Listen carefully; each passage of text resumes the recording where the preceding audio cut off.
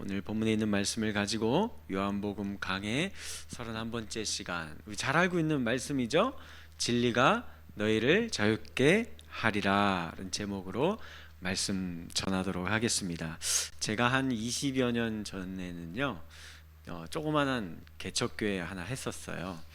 지하로 많이 들어가요. 되게 뭐 반지하 이런 거 아니고요. 한참 훅 들어가는 이제 조그만한 예배 공간이 있어서 예배를 드리곤 했었는데, 뭐 어느 날처럼 늘 새벽 예배 드렸겠죠. 아마 그날은 이렇게 많이 졸면서 기도를 했나 봐요. 그래서 평소보다 더 오래 기도했어요. 그래서 이제 저만 남고 다 이제 가시고 이렇게 해서 또 혼자 또 이제 기도하고 있는데 갑자기 전기가 나간 거예요. 그래서 막 캄캄한, 그래서 그 지하가 굉장히 깊은 곳이라 제가 처음 알았어요. 칠흑같이 어둡다라는 표현을 그때 진짜 경험했어요. 아무것도 안 보여요. 핸드폰도 옆에 사무실에 두고 있었던 상황이라 이 두꺼비 집 이제 올리려고 이제 올려야 되잖아요. 누전된 거니까. 거기까지가 길이가 뭐 길이 한 3, 4m도 안 될 거예요. 조그만한 예배당이니까. 거기 가는데 내가 평소에 잘 다니고 원래 알던 곳인데도 막 더듬거리면서 가야 할 정도로 겨우 찾아갔었던 기억이 납니다. 내 행동이 얼마나 부자연스러웠는지 몰라요. 사람에게 빛이 없으면 자유롭지 못합니다. 제가 지난 시간에 예수님께서 세상의 빛으로 땅에 오셨다고 말씀드렸지요. 빛은 어두운 곳에 필요한 거예요. 그러니 예수님이 빛으로 세상에 오셨다라는 말이 전제하고 있는 것은 세상은 어둠 가운데 있다라는 것입니다. 또 다른 말로 하면 세상은 죄의 그늘 아래 놓여 있어서 이렇게 서로 이기적으로 행하고 판단하고 정죄하고 그러면서 희생양 만들어 놓고 자기는 회피하려고 하고 언젠가는 그 차례에 내가 그 자리에 앉게 될지도 모르고 말입니다. 제가 이런 거라고 제가 말씀드렸어요.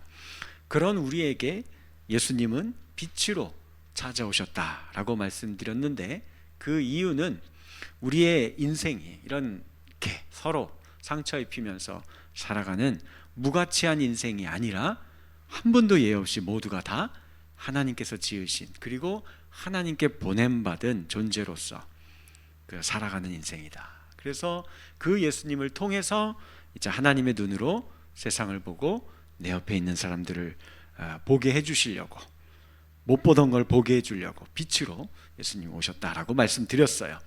차별과 정죄의 눈이 아닌 존중과 사랑의 눈으로 서로를 바라보게 만들어주는 거예요.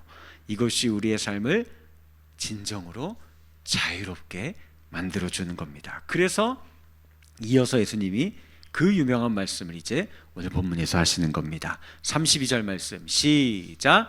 진리를 알지니 아멘. 이 말씀을 더 잘 이해하기 위해서 한 말씀을 더 제가 가지고 올게요. 요거는 그 요한 사도 세례 요한이요. 세례 요한의 제자들이, 그러니까 세례 요한이 감옥에 갇혔을 때 제자들을 불러다가 너희들 예수님한테 가서 당신이 정말 그 우리가 기다리던 메시아가 맞는지 가서 여쭤보고 와라 했을 때 제자들이 가서 물어봤어요. 당신이 여쭤보라고 해서 물어봅니다. 맞습니까? 하니까 예수님이 대답해 준 내용이에요. 누가복음 4장 18절 시작.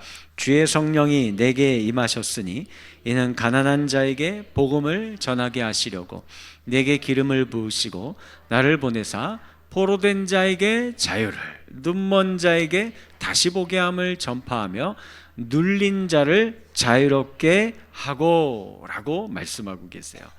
자, 이 말씀 보고 이제 먼저 눈먼 자를 다시 보게 한다를 먼저 생각. 이게 이제 예수님이 우리를 자유롭게 해주시는 내용인 거예요. 이해를 돕기 위해 예를 하나 드릴게요. 시각장애인 3명이 있었습니다. 날 때부터 본 적이 없어요. 그래서 이 사람들이 궁금했던 것 중에 하나가 사람들 코끼리 얘기하면서 뭐 엄청나게 크다고 하고 별의별 설명을 다 하는 거예요. 근데 아무리 상상해봐도 잘 그려지지가 않습니다. 그래서 코끼리가 어떤 동물인지 가서 직접 우리가 만져봐야겠다. 그래서 이제 3명이 찾아갔어요. 한 사람이 코끼리의 다리를 만지면서 이렇게 말하는 겁니다. 야, 코끼리는 우리 건물에 둥근 큰 기둥 같은 그런 동물이구나 라고 이야기를 했어요. 다른 한 명은 코끼리의 코에 하필이면 콧구멍 속에 손이 들어간 거예요. 그래서 에이 무슨 말이야, 아니야. 코끼리는 두 개의 큰 동굴같이 생긴 동물이야 라고 이야기를 하는 거예요. 마지막 한 명이 코끼리의 귀를 만져보고 이렇게 말합니다. 이 사람들이 다 틀렸어. 그게 아니고 코끼리는 아주 커다란 양탄자 같이 생긴 그런 동물이야 라고 말을 하는 거예요. 여러분들 왜 이 사람들이 이렇게 말하는 걸까요? 볼 수 있는 눈이 없어서 그냥 자기가 만져서 경험해서 이해한 대로 그렇게 말하고 있기 때문인 것입니다. 제대로 보지 못하는 인생은 이렇게 살 수밖에 없어요. 그냥 내 눈에 보이는 대로 우리는 생각하고 판단하고 그러면서 살 수밖에 없기 때문에 진정한 자유를 누리지 못합니다. 죄로 인해 우리의 눈이 가려져서 사람과 세상을 향해서 우리 전 시간에 살펴보았던 15절 말씀 보면 뭐라고 했었어요? 너희들 사람의 그 좁은 기준으로 세상을, 사람을 바라보고 판단하고 그러고 살고 있다 라고 예수님이 안타까워 하셨습니다. 우리는 그래서 상대방을, 어떤 다른 공동체를, 어떤 기업체를, 아니면 상대의 국가를, 그래서 항상 우리는 내 기준으로만, 내 유익을 위해서만, 내 욕심을 위해서만 그렇게 바라보고 판단하고 이용하려고만 드는 겁니다. 그렇죠? 요즘 돌아가고 있는 국제 정세를 보세요. 각국이 서로 자기의 나라의 유익을 취하기 위해서는 막 다 깡패짓하고 막 폭력배 노릇하면서 막 그러고 있잖아요. 그 예수님 그 우리 잘 알고 있는 가늠한 여인의 사건도 보세요. 이 가늠한 여인은 그 여인 자체의 인생이 어떻게 되는지 그건 중요하지 않아요. 요걸 수단으로 삼아서 이걸 이용해 먹으려고, 요걸 통해서 우리 자신의 목적을, 바리새인들의 목적을, 예수를 어떻게든 걸려 넘어지게 하고 정죄하려고 하는 목적으로 그 데리고 와서 사용하는 그런 게 우리의 인생이라는 겁니다. 그래서 하나님의 형상으로 지음받은 내 옆에 사람을 하나님의 시각으로 바라보지를 못해요. 그게 안타까운 우리의 눈먼 자의 인생인데 예수님을 통해서는 이게 벗겨지는 거예요. 그 다음 또 포로된 자에게 자유를 주시는 분이다 라고 말씀했죠. 코끼리 이야기 한 번 더 할게요. 서커스단에서 코끼리 동물들인데 코끼리 있으면 진짜 최고죠. 코끼리 큰 거 보면 사람들이 와 하잖아요. 그러면 이 서커스단에서 코끼리를 사육할 때 어떻게 하시는지 아십니까? 일명 코끼리 사슬 증후군이라는 게 있어요. 어릴 때부터 어디서 하나 잡아오든가 사와요. 그렇게 해서 저렇게 쇠말뚝에 쇠사슬 굵은 거를 탁 다리에, 뒷다리에다 묶어 놓습니다. 어린 코끼리의 힘으로는 저거 끊어낼 수 없고 도망갈 수 없습니다.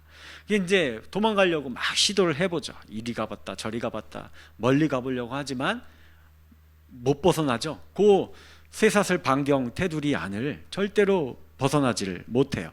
정해진 공간에서 한정적으로만 움직일 뿐입니다.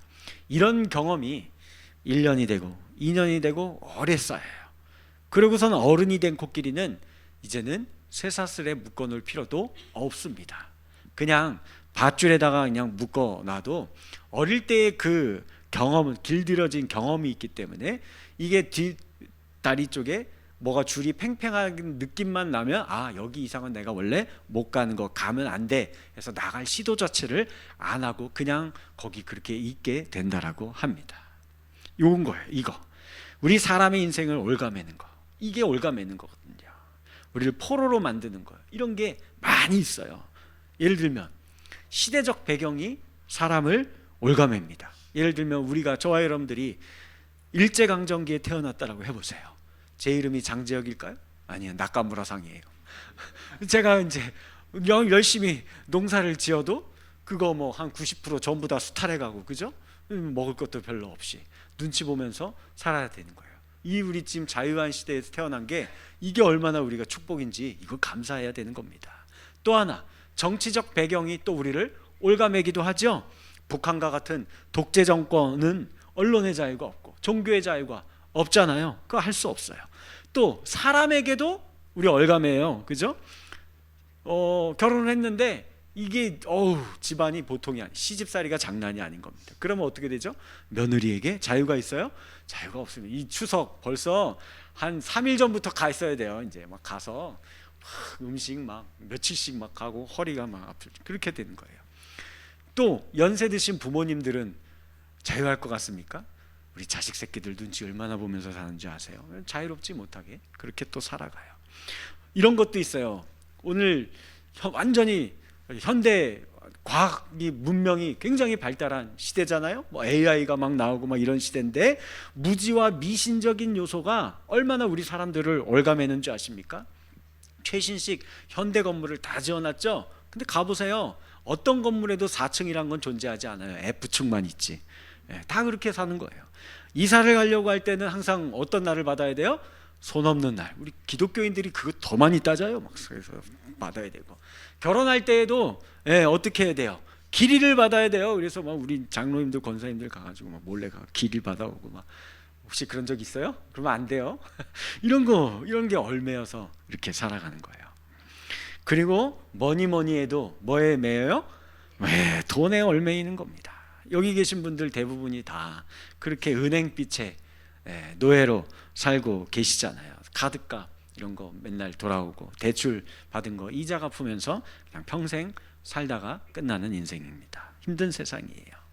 이 부분은 뒤에 가서 좀 더 얘기해 보기로 하고, 자, 그런데 오늘 예수님은 더 근본적인 것에 매여 있는 게 그게 너희들의 진짜 문제다 라고 오늘 우리에게 말씀하고 계세요. 어떤 걸까요? 34절 말씀 같이 읽습니다. 시작. 진실로 진실로 너희에게 이르노니 죄를 범하는 자마다 죄의 종이다 라고 말씀하세요. 네, 우리 사람의 인생의 가장 큰 문제는 죄의 사슬에 얽매여 있는 거예요. 아까 그 코끼리처럼 묶여 있어요. 그래서 종노릇하며 사는 것이 가장 큰 문제다라고 예수님 말씀하십니다. 예수님은 지금 자유를 말씀하시는데 독재로부터의 자유나 종살이로부터의 자유나 아니면 정치적인 독립이나 뭐 비단지고 경제적으로 풍요롭게 자유롭게 사는 것을 말씀하는 게 아니에요. 죄로부터의 자유, 이게 중요한 거다 말씀하십니다. 죄를 지으면 그러면 진짜 너희가 자유가 없다, 종과 같은 인생 사는 거다. 그 죄의 종노릇에서부터 예수님 해방시켜 주시겠다라고 말씀하는 거예요. 다른 것들로부터의 자유보다 이게 더 중요해요. 아니, 이 죄의 문제로부터 우리 인생에 아까 제가 말씀드렸던 그런 여러 종류의 그 매이는 인생이 여기서부터 나온 거예요. 죄의 문제로부터 약이 되었음을 우리는 기억해야만 합니다. 이 죄야말로 코끼리 사슬 증후군처럼 우리를 벗어나지 못하게 만들고 자유롭지 못하게 만듭니다. 세상에서 이 죄란 놈이 가장 지독한 중독성을 갖고 있기 때문에 그래요. 못 벗어나게 만듭니다. 제가 일전에 한번 옛날에 설교 중에서, 뭐 옛날도 아니죠, 한 작년이었던 것 같아요. 그러니까 안델센 동화의 분홍신 제가 이야기 한번 들려준 적이 있어요. 한 여자아이가 구두가게 진열대에 장신된 예쁜 분홍신 사달라고 졸라서 신었어요. 신으니까 이 춤을 막 저절로 막 기가 막히게 추게 되는 거예요. 사람들이 보고 야, 너 춤 진짜 잘 춘다 했는데 그만 추고 싶은데도 계속 막 발이 움직이는 겁니다. 그래서 사람들이 강제로 막 이렇게 뜯어서 막 벗겼어. 그래야 겨우 춤을 멈출 수가 있었어요. 그래서 이 소녀가 깜짝 놀라서 신발장에다가 신을 쳐 박아놓고 아우, 이거 신으면 안 되겠다 결심을 했죠. 그러나 몇 날 못 되어서 마을에 성대한 무도식이 열린다라는 이야기를 들었어요.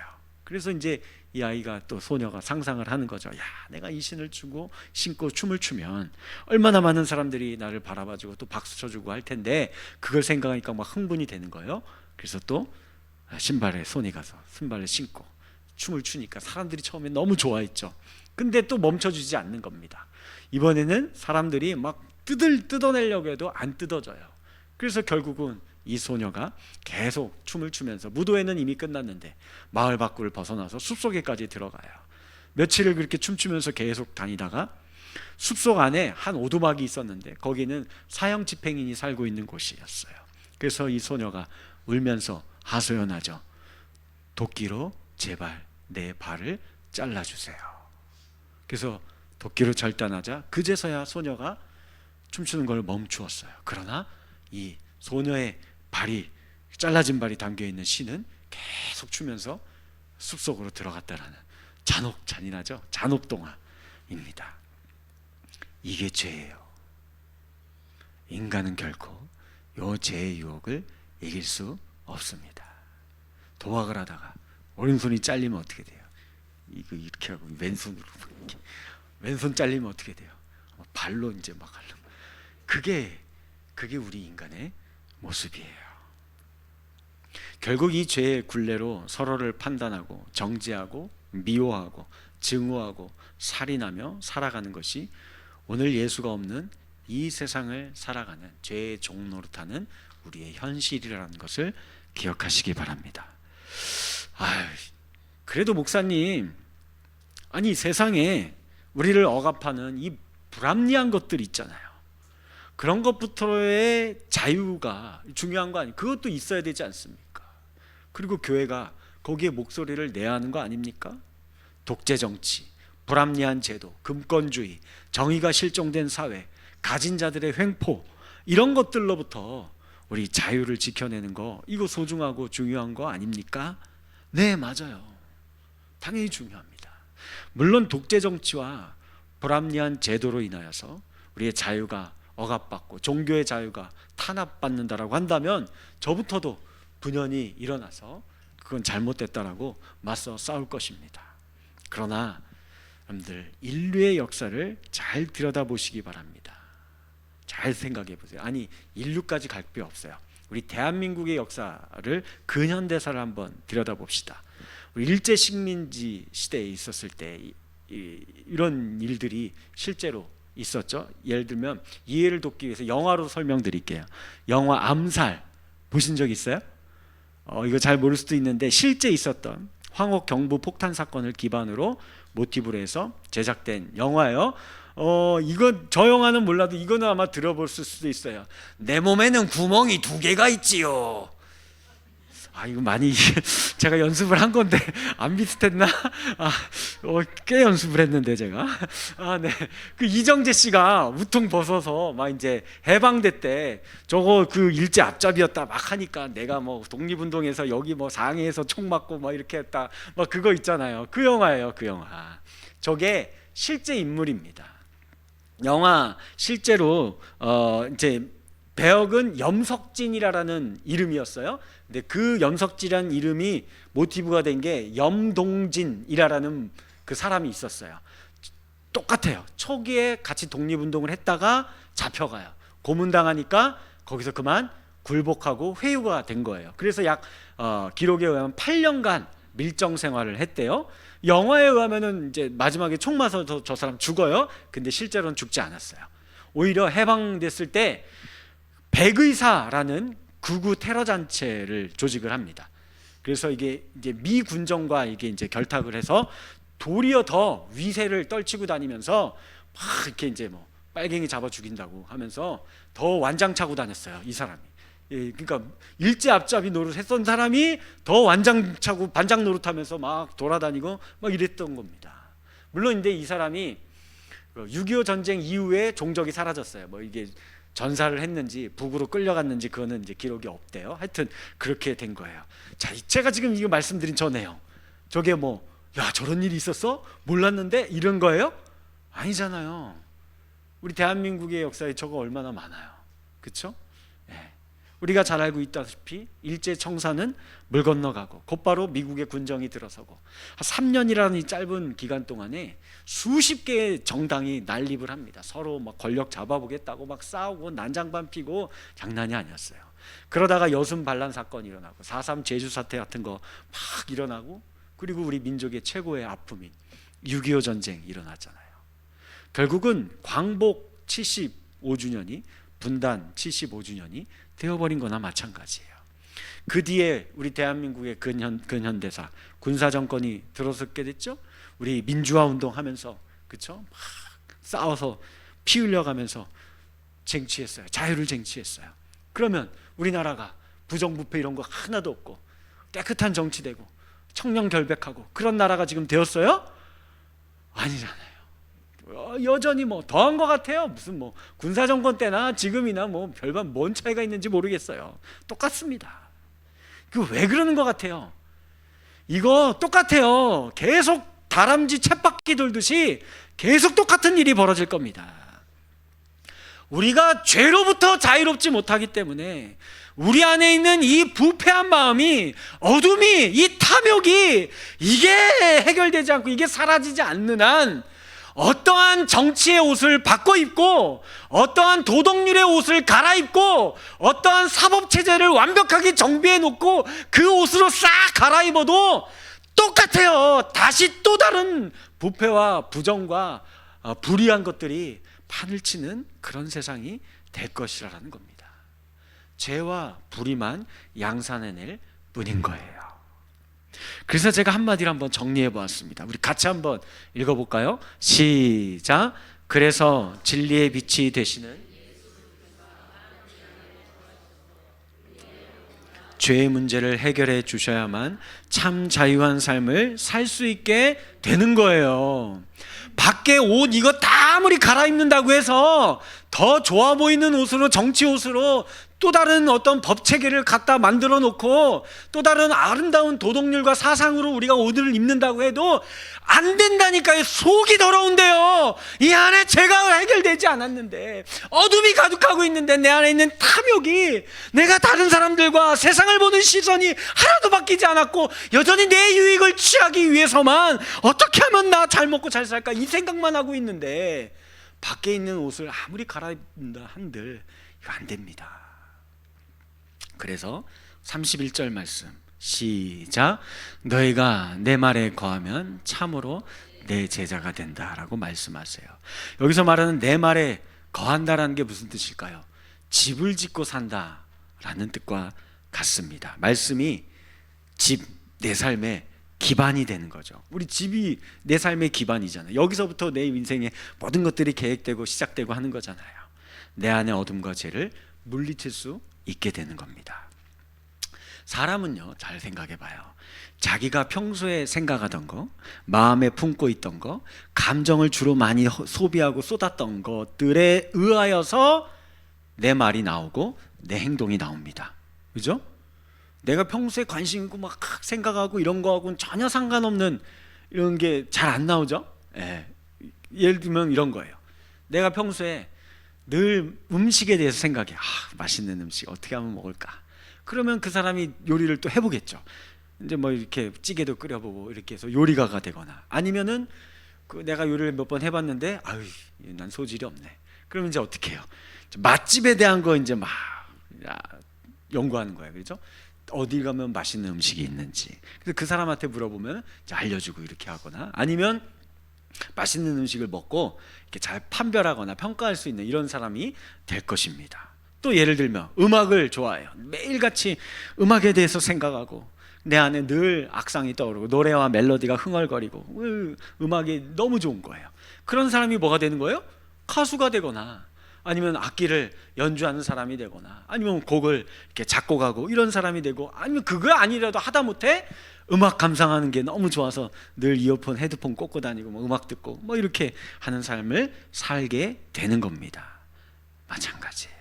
잠언서 4장 23절 말씀 시작. 모든 지킬 만한 것 중에 더욱 내 마음을 지키라. 생명의 근원이 여기서부터 난다. 내 마음과 생각에서 내 삶의 생명이 나오고 내 삶의 에너지가 솟아나오게 된다라는 의미예요. 내가 이 속에, 이 마음에 무엇을 품고 있느냐에 따라서 내 인생의 향방이 그쪽으로 결정이 되는 겁니다. 예수님은 그래서 이 바리새인들을 향해서 이렇게 이야기하신 적이 있어요. 마태복음 12장 34절에서 35절 시작. 독사의 자식들아, 너희는 악하니 어떻게 선한 말을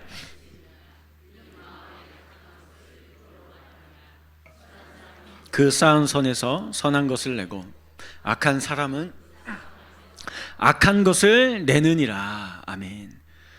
그 마음에 사람 이용해 먹으려고만 하고 넘어뜨리려고만 하고 이런 생각만 갖고 있었던 그 바리새인들 향해서 이야기를 하잖아요. 야, 너희가 10의 2조를 하느냐? 박하와 뭐 근양과 이런 것들까지도 막 11조로 드리느냐? 시장통 길거리 어귀에서 1시간씩 막 손 번쩍 들고서 막 기도하느냐? 한 일주일에 3번씩 금식하느냐? 그런데 너희 속에는, 네 안에는 그 죄가, 어둠이 시커먼 게 가득하고 차 있는데, 너희 그 안에서 무슨 선한 것이 나오겠느냐? 너희의 외식을 아무리 한들 거기에서 선한 것이 나오겠느냐? 외식을, 외양을 가꿀 생각하지 말고 하나님의 말씀으로 네 속을 후벼 파서 그 안에 있는 어둠과 죄를 해결해야지. 이게 먼저인데 왜 너희는 그러고 있느냐? 라고 우리에게 말씀하고 있습니다. 유일한 방법은 진리의 빛이신 예수님의 말씀이 언제나 내 안에 거하는 것밖에 없습니다. 그래야 우리가 하나님의 시선으로 다른 이들을 바라보고 하나님의 언어로 다른 이들을 사랑하고 하나님의 십자가의 그 대속의 헌신적인 사랑으로 다른 사람들을 섬기고 사랑해주며 살아갈 수 있게 되는 것입니다. 그래서 예수님이 요한복음 17장 23절에서 이렇게 이야기하신 적이 있어요. 시작.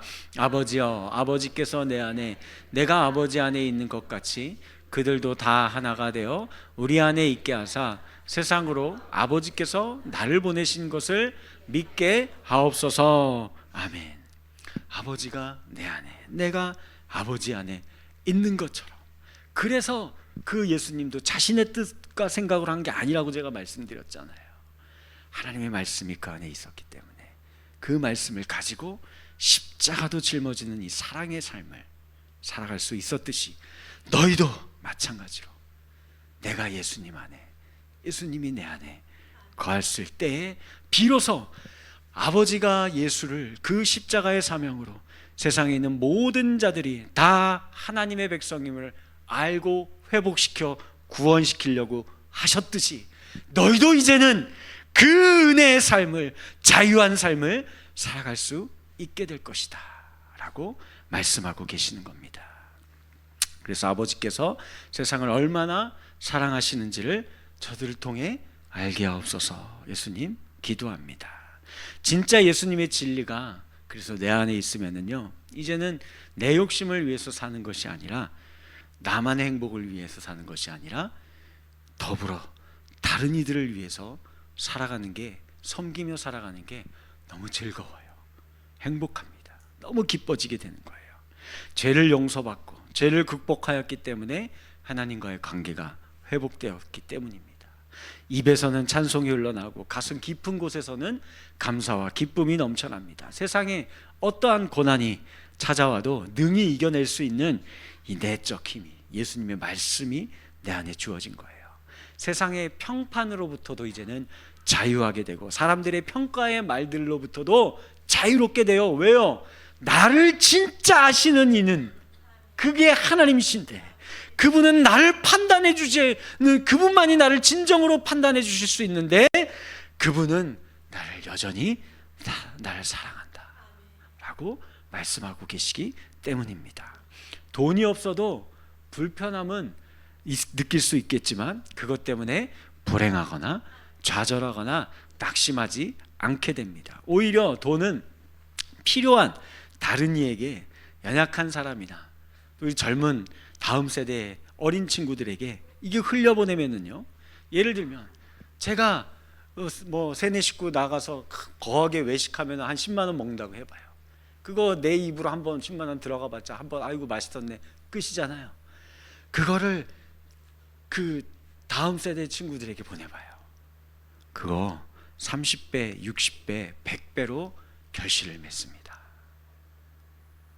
그렇게 해서 된 게 저예요. 저 많이 가난하게 살았고 지금도 뭐 제가 좀 돈이 있어 보여요? 아니면 좀 없어 보여요? 아마 여기 있는 분들보다도, 그 어떤 분들보다도 돈이 없을 겁니다. 그런데 제가 이거를 경험했기 때문에, 많은 분들이 그렇게 조금씩 나를 도와준 걸로 인해서 내가 오늘 이 자리까지 왔기 때문에 제가 많은 사례비를, 충분한 사례비를 받고 있어요. 그래도 거기에서 쪼개서 10만 원씩 10만 원씩 10만 원씩 세구자의 적금을 붓고 있어요. 뭐 하려고 하는 걸까요? 네, 저도 30배, 60배, 100배의 결실을 맺으려고요. 이거 다른 특히 어린 친구들에게 이게 가면은요, 그 친구들이 나중에 어떤 위대한 인물이 될 줄 나는 상상하는 것만으로도 즐겁거든요. 그리고 저는 알아요. 하나님 나라에 이것이 오히려 더 상급으로 영원히 누구도 훔쳐갈 수 없는, 동나지 않는 상급으로 빛나게 될 것을 알기 때문에 저에게 있는 것이 보리떡 5개와 물고기 2개밖에 없어도 요거 이렇게 흘려보내면, 나에게 주신 것 감사함으로 이거 이렇게 하면은 12광주리가 되는 놀라운 역사를, 모르셨죠 이거? 경험해 보세요. 얼마나 재밌는지 몰라요. 인생 진짜 재미지게 살아요. 너무 신나요. 너무 황홀합니다. 이렇게 사는 게 자유한 거예요. 어떻게 이렇게 살 수 있을까요? 진리가 있기 때문에 그래요. 예수님을 통해 이걸 경험했기 때문에 이렇게 살아가는 겁니다. 삼손을 생각해 보세요. 사사들 가운데 15명의 사사들 가운데 은사와 달란트가, 힘이, 능력이 1등이죠. 제일 많이 받은, 그렇죠? 혼자 나귀 턱뼈로 1000명을 다 때려 죽여요. 그 철제 무기를 들고 있는 블레셋 군사를 때려 죽인 거예요. 그런데 성경은 이렇게 말합니다. 사사기 15장 20절 말씀 같이 읽어볼까요? 시작. 삼손은 블레셋 사람들이 이스라엘의 사사로 있었다. 그가 20년 동안 사사로 있었대요. 그러면 이렇게 영웅 같은 위대한 사사가 있었으면 그 20년 동안 이스라엘은 번영과 자유와 축복을 누려야 마땅하죠. 성경은 뭐라고 돼 있어요? 블레셋이 다스렸다. 삼손이 있는데 자유가 없습니다. 왜 그럴까요? 어마어마한 은사를 갖고 있는데, 어마어마한 힘과 능력을 갖고 있는데 하나님의 말씀이 그 안에 없어요. 하나님하고 늘 교통하고 소통하지 않아요. 그냥 자기 기분 내킬 때 가서 막 적군 때려 죽이고, 그러다가 또 죄의 유혹을 받아서 여인에게 홀라당 넘어가고, 뭐 이렇게 살았던 인물이거든요. 저와 여러분들도 마찬가지입니다. 충분한 은사가 있어요. 달란트가 있고 은혜가 있으시고 축복이 있습니다. 아니, 안 믿으시네. 제 말이 아니고 하나님이 여러분들을 그렇게 바라보고 계신다고요. 그럼 그게 제대로 100%, 120% 발현되고 자유롭게 살려면 어떻게 해야 돼요? 하나님의 말씀이 우리 안에 있어야 돼요. 성경을 피세요. 읽으세요. 그리고 묵상하세요. 그거 갖고 기도하면서 교제하세요.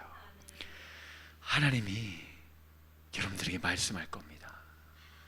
하나님이 여러분들의 삶을 인도하실 거예요.